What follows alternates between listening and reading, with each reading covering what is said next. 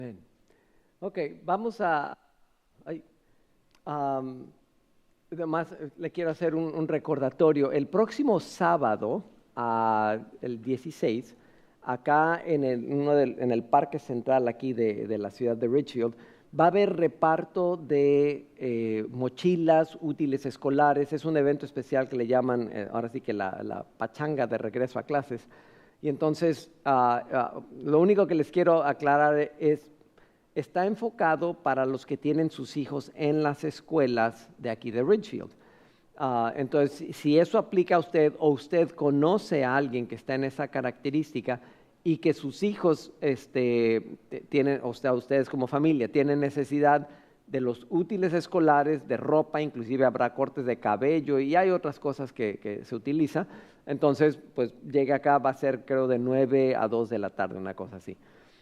Si dice usted, híjole, yo no es mi distrito escolar, yo tengo otro distrito escolar, de todas maneras, investigue. Por ejemplo, sé que hay uno en Woodland y típicamente estos eventos se llevan a cabo más o menos en las mismas fechas. Entonces, si usted dice, eso es para mí, yo necesito eso, solicite informes ahí en las escuelas y ya le podrán decir dónde va a haber. Ya hay en Vancouver también, etcétera. Entonces acá es principalmente enfocado para los niños de Richfield. Bueno, me da gusto regresar con ustedes. La semana pasada pues les dejé encargado aquí con mi esposa y me comentó que Levi se enfermó y bueno, qué cosas no sucedieron, ¿no? Pero en mi caso, digo, yo andaba afuera, pero me recuerda esto.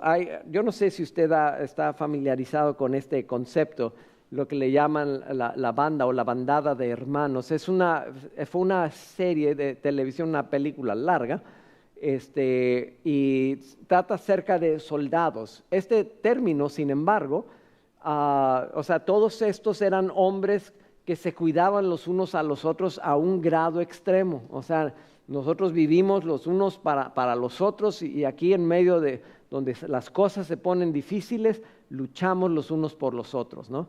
Y entonces, pues, órale, a pelear. Y este término es muy común que se utilice aún en círculos cristianos, refiriéndose, por ejemplo, a los grupos de varones. Dicen, vamos a hacer una banda de hermanos, o sea, donde nos defendemos los unos a los otros y estamos a favor los unos de los otros. Entonces yo andaba con mi banda de hermanitos, porque una bola de pirruñas, mi big band de Little Brothers, digo yo, andábamos ahí. Estos eran los de la cabaña, estaba el pastor Randy también, eran 7 chamacos, y teníamos varios ayudantes. Ahí se ve uno que era también de aquí de la congregación, y bueno, era así como tratar de entrenarlos en estos principios de que tienen que aprender los unos a apoyarse los unos a los otros.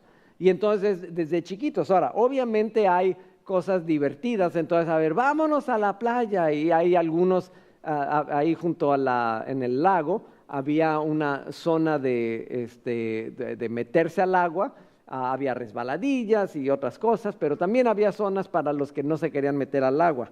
Y de repente nos íbamos a la canoa y ahí vamos y felices, y yo quería entrenarlos en el concepto de vamos a mandar. Entonces decía, a ver, tú eres el capitán ahora. Ya nos íbamos y me llevaban por allá y remaban y andamos dando vueltas ahí. Nos dimos una divertida loca, ¿no? Y hicimos de todo. Bueno, hicieron ellos más bien. Se treparon ahí sobre la roca, hicieron arquería y las pistolas de aire con bolitas de pintura y a darle al otro, ¿no? Paz, paz, paz.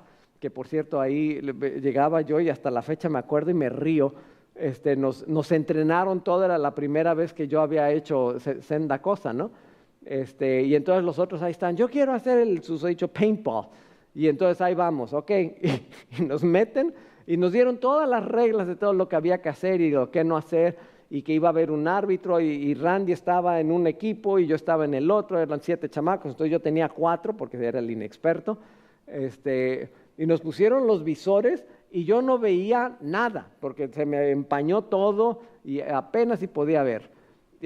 Y entonces de repente pues, no veía a quién tirarle, entonces iba avanzando yo y me escondía y no veía nada y me avanzaba más. Y nomás oigo que gritan, ya le pegaron al pastor Randy, ya lo eliminaron. Y ya va saliendo ahí con la pistola en alto.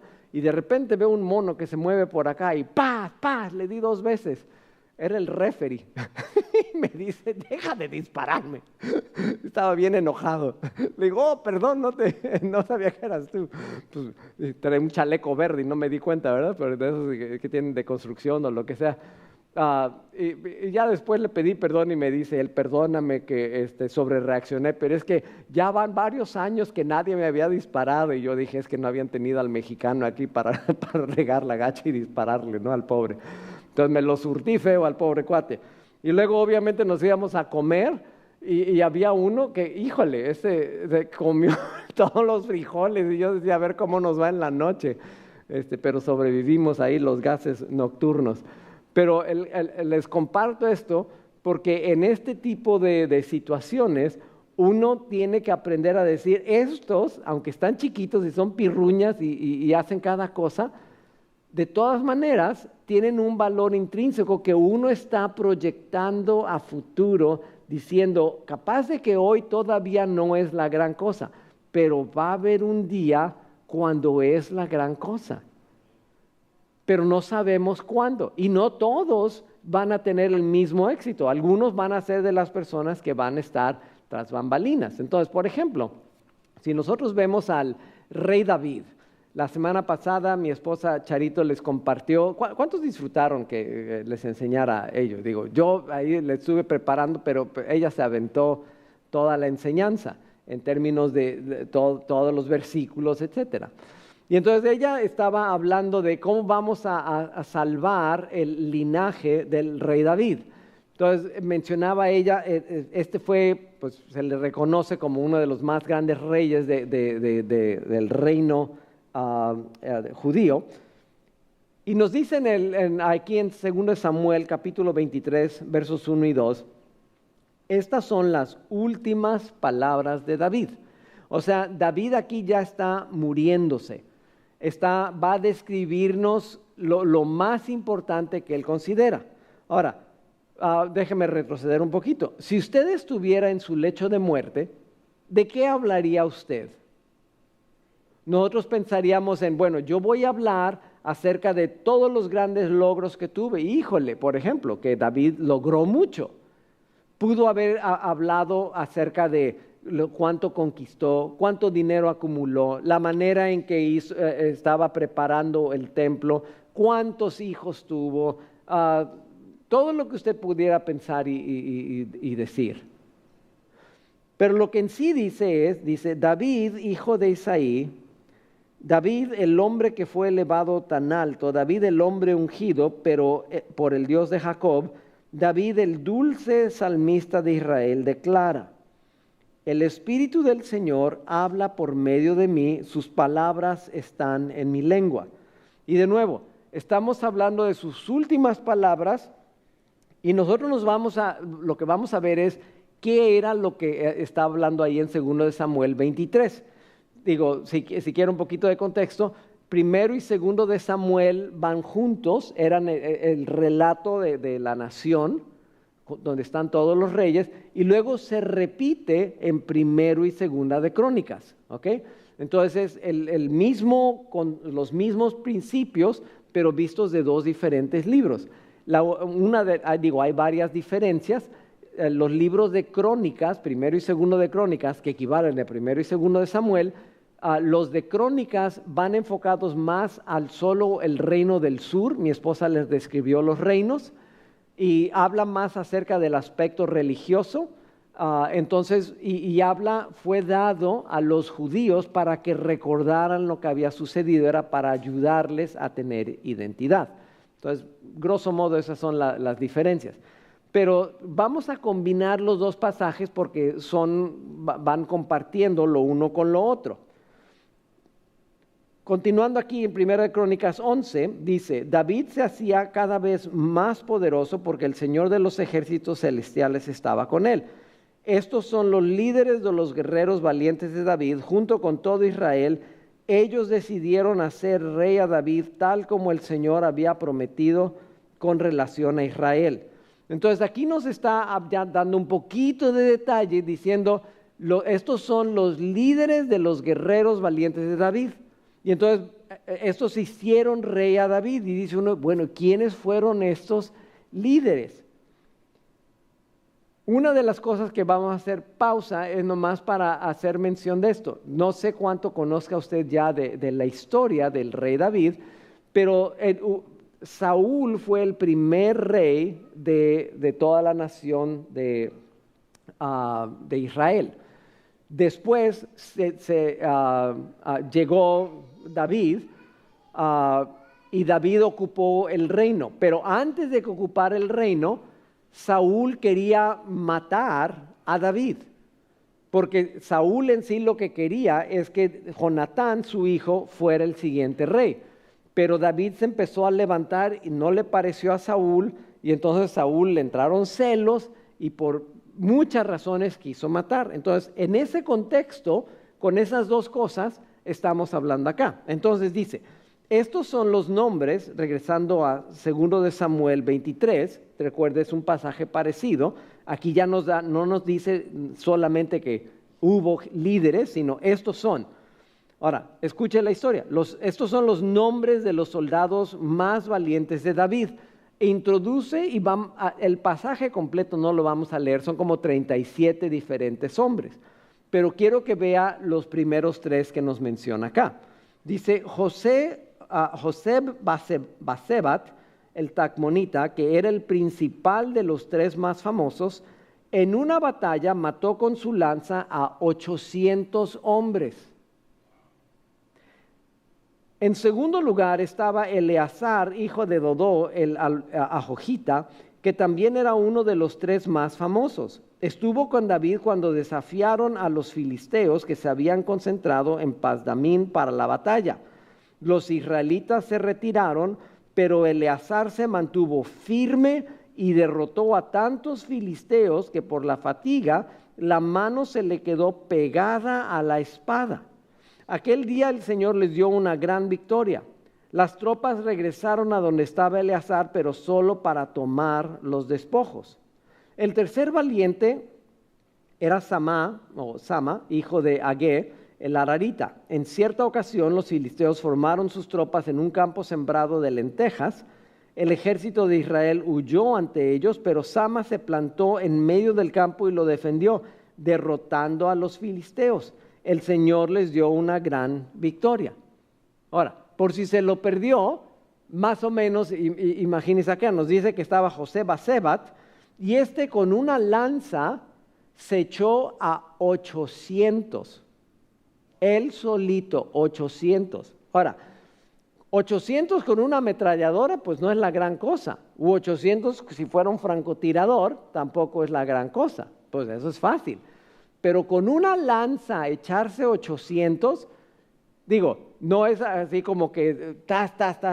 O sea, era pelear con uno y luego con otro. Vamos a imaginarnos que se peleaba con uno y se lo echaba en un minuto. ¿Okay? Así se los iba despachando.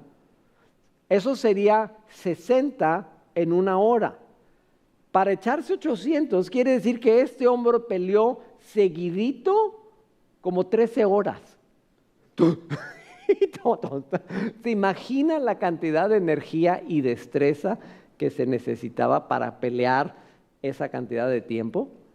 Este era un verdadero guerrero. O sea, si usted tuviera un soldado de estos, dice, qué bruto. Nos habla de Eleazar. Nos dice acerca de él, de nuevo, peleando acá, que él se quedó a pelear. Nos dice, Eleazar, hijo de Dodo, estuvo con David cuando desafiaron a los filisteos. O sea, fue a buscarse pleito con la gente más complicada, porque eran los enemigos. Y luego nos dice que tenía la espada y peleó tanto tiempo allí porque todos habían ido, pero él se quedó y dijo, no, nosotros no nos vamos a quedar acá. Entonces él se quedó y al final, cuando regresaron las tropas, chifladas porque nomás regresaron para el botín. Él tenía la mano pegada a la espada de tan intenso que estaba. Este era un verdadero guerrero. Y el último, el Sama, hizo algo parecido. O sea, él estuvo defendiendo el campo y logró una gran victoria para el Señor.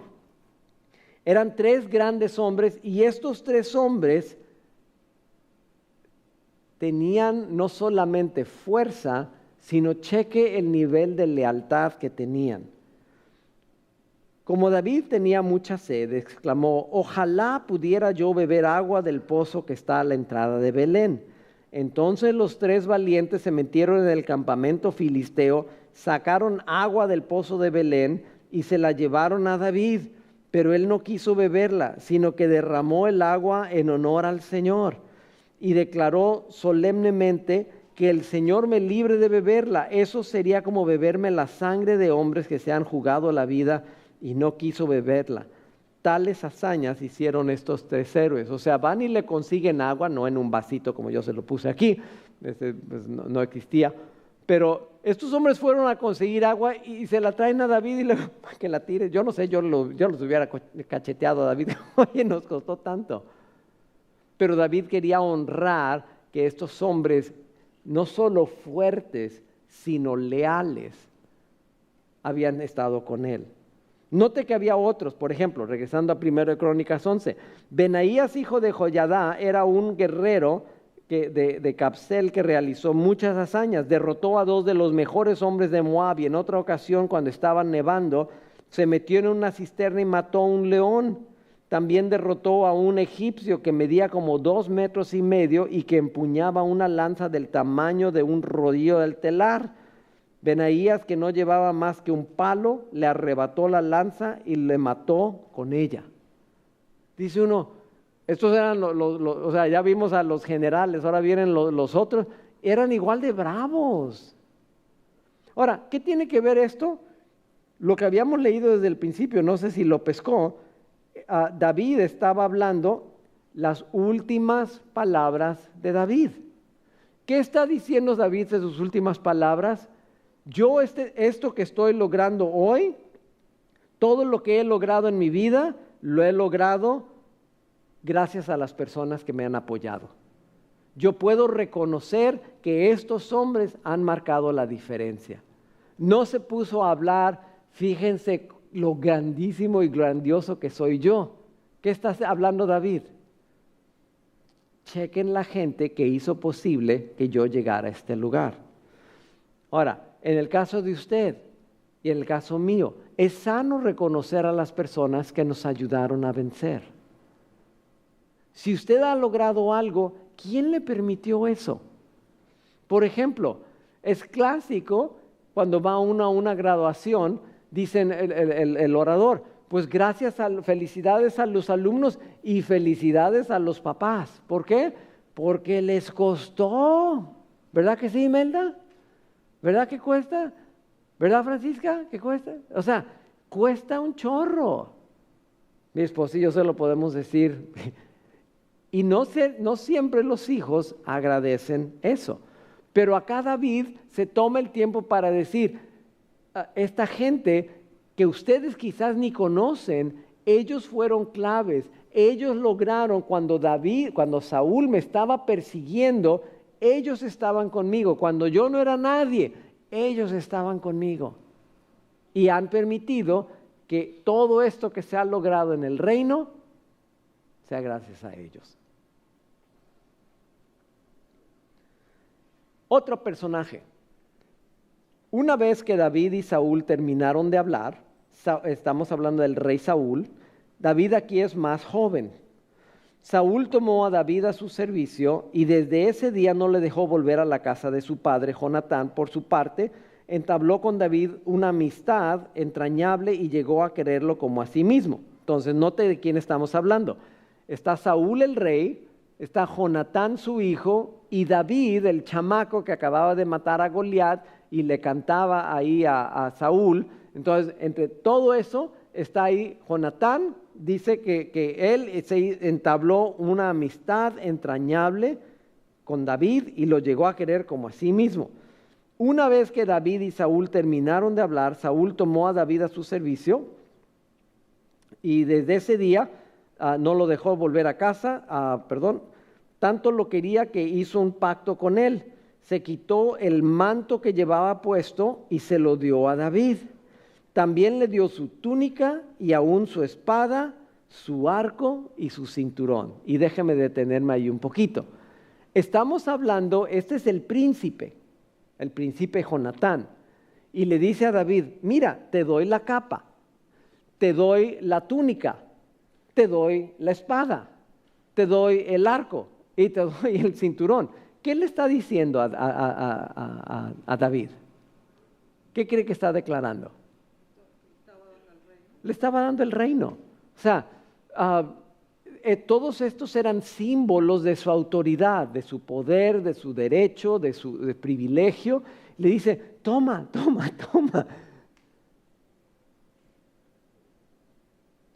Cualquier encargo que David recibía de Saúl lo cumplía con éxito, de modo que Saúl lo puso al mando de todo su ejército con la aprobación de los soldados de Saúl y hasta de sus oficiales. Ahora bien, cuando el ejército regresó después de haber matado a David al filisteo, de todos los pueblos de Israel salían mujeres a recibir al rey Saúl. Al son de liras y panderetas cantaban y bailaban y exclamaban con gran regocijo, Saúl mató a sus 1000, pero David mató a sus 10,000. Disgustado por lo que decían, Saúl se enfureció y protestó. A David le dan crédito por 10,000, pero a mí por 1000. Lo único que le falta es que le den el reino. Y bueno, Jonatán ya lo daba por hecho. Y a partir de esa ocasión, Saúl empezó a mirar a David con recelo. Al día siguiente, el espíritu maligno de parte de Dios se apoderó de Saúl, quien cayó en trance en su propio palacio. Andaba con una lanza en la mano y mientras David tocaba el arpa, como era su costumbre, Saúl se la arrojó pensando, a este lo clavo en la pared. 2 veces lo intentó, pero David logró esquivar la lanza. Saúl sabía que el Señor lo había abandonado y que ahora estaba con David. Por eso tuvo temor de David. Y era lo que comentábamos hace rato. Lo quería matar. Pero David todavía no tenía todos sus otros seguidores y lo alejó de su presencia, nombrándolo jefe de 1000 soldados para que dirigiera el ejército en campaña. David tuvo éxito en todas sus expediciones porque el Señor estaba con él, y al ver el éxito de David, Saúl se llenó de temor. Entonces, por un lado Saúl quiere matar a David, pero por otro lado Jonatán le cede el reino a David. Entonces, lo que quiero que vea es que David después tuvo a los valientes que lo apoyaron, pero desde el principio tuvo a Jonatán, el príncipe, que vio en él algo especial y dijo, este debe de ser rey.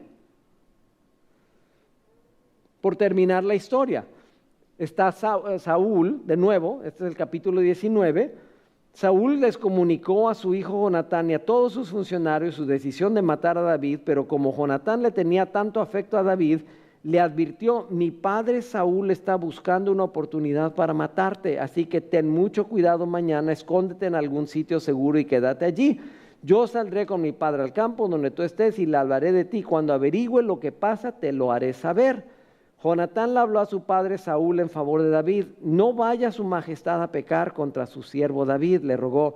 Él no le ha hecho ningún mal, al contrario, lo que ha hecho ha sido de gran beneficio para su majestad. Para matar al filisteo arriesgó su propia vida y el Señor le dio una gran victoria a todo Israel. Su majestad mismo lo vio y se alegró. ¿Por qué ha de pecar contra un inocente y matar a David sin motivo? Lo que quiero que vea es que Jonatán no solamente aceptó que era David y lo animó en eso, sino ahora está intercediendo y lo defiende. Una situación semejante a la que les describió mi esposa la semana pasada. Si no hubiera sido por Jonatán, David no hubiera llegado a ser rey. Y luego Mical, su esposa, más adelante en ese mismo capítulo, ella también le salva. Entonces Saúl mandó a varios hombres a casa de David para que lo vigilaran durante la noche y lo mataran al día siguiente. Pero Mical, la esposa de David, le advirtió: si no te pones a salvo esta noche, mañana serás hombre muerto. Enseguida ella descolgó a David por la ventana y así él pudo escapar. Luego Mical tomó un ídolo y lo puso en la cama con un tejido de pelo de cabra en la cabeza y lo cubrió con una sábana, y bueno, ahí quedó el asunto. Llegaron después, ¿y dónde está David? Porque descubrieron el monigote ahí y ya se fue, ¿no? Si no hubiera sido por Mical, David, que era hija del rey, era la princesa, no hubiera llegado a ser el rey. Uno más, Abigail. Esta mujer es interesante porque ya David, ya para este entonces, después de tanto que lo había intentado matar el rey, gracias a Jonatán, gracias a Mical, David se escapa, se junta con todos sus seguidores, que eran hombres igual desesperados, etcétera, y ellos se parece, no sé si en países de Centroamérica se haga esto, pero en México está lo que le llamamos el viene-viene. ¿Cuántos han oído hablar del viene-viene? Así le llaman en el Distrito Federal. El viene-viene es el que llega usted a un estacionamiento y ya se pone ahí y tiene hasta uniforme y todo, y ya cuando sale a su carro y ya se va a su casa, empieza y empieza, viene, y va hacia atrás y viene, y ya cuando sale está esperando que usted le dé una propina al viene. ¿Sí han visto gente así? Y entonces, digo, es lo más común, ¿no? Y ahí está, y luego se enojan si no les da suficiente uno. Pero bueno, o sea, no los contrató uno, pero ellos están esperando que, bueno, yo te cuide el carro, ¿no? Y bueno, total, vamos a decir que sí hacen su trabajo. Entonces, es un reflejo de lo que se llama el subempleo. No están desempleados porque sí tienen algo de ingreso, pero no es suficiente porque no es un empleo formal. Pero bueno, pues algo parecido estaba en el caso de David. Entonces David y los suyos estaban ahí en el campo, y había un hombre que se llamaba Nabal. Diga conmigo, Nabal. Nabal significa así como insensato, o bruto, o burro, o yo no sé cómo le quiera llamar. O sea, este hombre era ególatra, no le interesaba nada, y era el esposo de Abigail. Y entonces David y sus hombres, a lo largo de toda la temporada, cuando estaban los rebaños y todo, pues David se dio la chamba del viene. Aunque nunca se lo ofrecieron formalmente, él cuidaba todas las pertenencias de este hombre Nabal. Entonces, cuando termina la temporada, llega y ya tenían hambrecita y todo, llega David y oiga, manda ahí a preguntar. Fíjese que nosotros hemos estado con David y hemos cuidado de todos sus bienes, y nos da la propina. Y el otro, ¿quién es el hijo de Isaí? ¿Quién es? Y se puso de necio. Y entonces los manda, los despide y no les da nada y los insulta y se van. Y entonces David pues se enchila y dice, no, esto me lo van a pagar. Y entonces viene ahí con su manada y va literalmente David a matar a Nabal porque está enojado.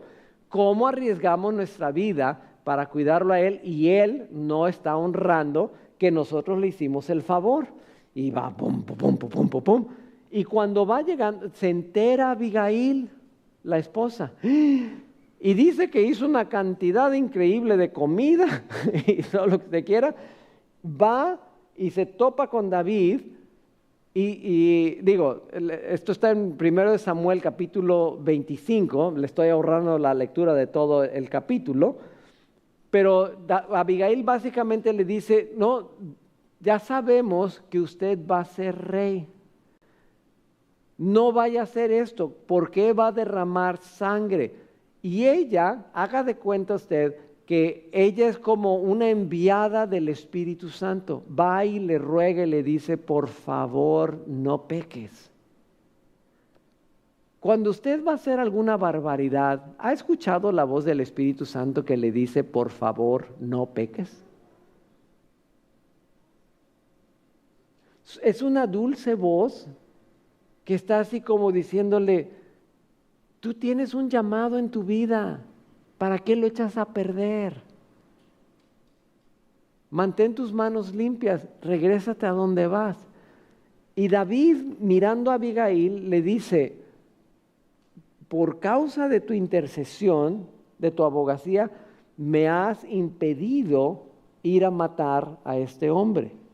Y entonces, ok, lo voy a hacer. Se regresa David, se entera después, el Nabal, se entera que esto sucedió, le entra el pavor y a los tantos días, no sabemos exactamente por qué, o sea, si fue un infarto o algo, pero el caso es que se muere el hombre. Y entonces de todas maneras se dio lo que David buscaba, pero David no lo mató, fue algo que Dios permitió que sucediera. Porque se lo merecía, era un hombre insensato, bueno, eso decimos nosotros, se lo merecía. Pero llegó Abigail y ya después de eso, pues David la toma por esposa y entonces se hace la esposa de David. Pero ese incidente cuando ella llega y le ruega y le dice no lo hagas, ese es el tipo de personas que se necesitan en nuestra vida. Entonces, noten cuántas personas hay hasta ahorita. Tenemos los 37 valientes de David. Tenemos a Jonatán. Estos eran los guerreros, eran los que eran leales, lo defendían, lo promovían, etc. Tenía a Jonatán, el que veía el futuro, el llamado, la realeza, el propósito en él. Jonatán no llegó a ser rey. Le dejó ese privilegio a David. Mical lo preservó también, y en especial a Abigail.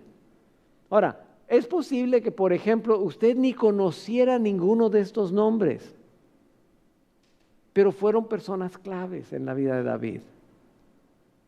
Y entonces quiero cerrar esta enseñanza haciéndole una pregunta sencilla. En su vida, ¿a quiénes debe reconocer usted? ¿Quiénes son las personas que han hecho posible que usted esté aquí hoy? Capaz de que son sus papás, capaz de que es algún vecino, capaz que es algún maestro, yo qué sé. O sea, yo desearía que algún día alguno de los niños dijera, yo me acuerdo cuando fuimos al campamento de niños y me dejó marcado porque algo sucedió. Digo, igual y no sucede, pero ojalá que ellos dijeran, yo escuché la voz de Dios durante ese campamento. Imagínense esto, estábamos ahí un día, todos los que éramos los consejeros, los que cuidábamos a los niños, y están hablando y dicen, no, esos niños nos traen mareados y no sé qué, y es que tienen mucha energía. Y yo le dije, bueno, los nuestros a las 9:15 ya se habían acostado. Ya se supone que las luces se apagaban a las 9:30 y a las 9:15 ya los nuestros ya estaban dormidos. Y los desperté a las 7:30 de la mañana. Y todos los otros, wow, así como qué increíble. Y luego, al día siguiente, se dieron las 9:30 y todavía seguían, por favor, y me rogaban que les dejara la luz prendida, traían lamparitas. Dice, queremos leer la Biblia. Entonces llega Randy, andaba arreglando otra situación por ahí. Entonces llega y dice, ¿y ahora qué pasa aquí? Y los chamacos ahí leyendo sus Biblias y rogando poder leer sus Biblias más. Y dice Randy, eso no se da cada rato. Dios les empezó a hablar a los chicos. Y dice uno, nosotros deseamos que haya momentos de siembra. Y entonces son dos preguntas pues que le tengo. ¿A quién le debe usted reconocer o a quién debe usted de apoyar para que esa persona se haga alguien trascendente en el reino de Dios? ¿Por qué hacemos nuestras reuniones aquí? Porque creemos que ustedes tienen cosas que hacer trascendentes en el reino de Dios. Aquí lo importante no es que yo sea el famoso. Aquí lo importante es que Jesús sea el famoso y que usted le sirva a Él, que usted haga cosas impresionantes, que sea Víctor chiquito y que Él haga cosas impresionantes, ¿no? Cada uno de ustedes tiene un llamado delante de Dios. Le invito a que se ponga de pie conmigo. Vamos a terminar nuestro tiempo juntos celebrando este hecho, que nosotros leemos el producto final, por llamarle así de una manera, pero la realidad es que hay gente que vale. A nuestro alrededor hay gente que está sembrando en nosotros, que cree en nosotros y que nosotros debemos decir, este proceso ahí la lleva. Requiere que nuestra vida esté fundamentada en Cristo. Pero aunque lo tengamos, típicamente hay gente que dice, pero yo tengo a Cristo y no necesito a nadie más. Y eso no es cierto. Nos necesitamos los unos a los otros. Mire una persona o dos a su lado y dígale, nos necesitamos el uno al otro. Dígaselo. We need each other, right? You can say that. Sí. Y vamos a cantar de esto. El hecho de que Cristo nos tiene a nosotros, nos ha dado la oportunidad de poner un fundamento, pero teniendo esa roca firme, los unos a los otros nos ayudamos. No sabemos hasta dónde nos va a llevar el Señor, pero sí sabemos que Cristo nos quiere ver haciendo cosas más allá de lo que hoy estamos viendo.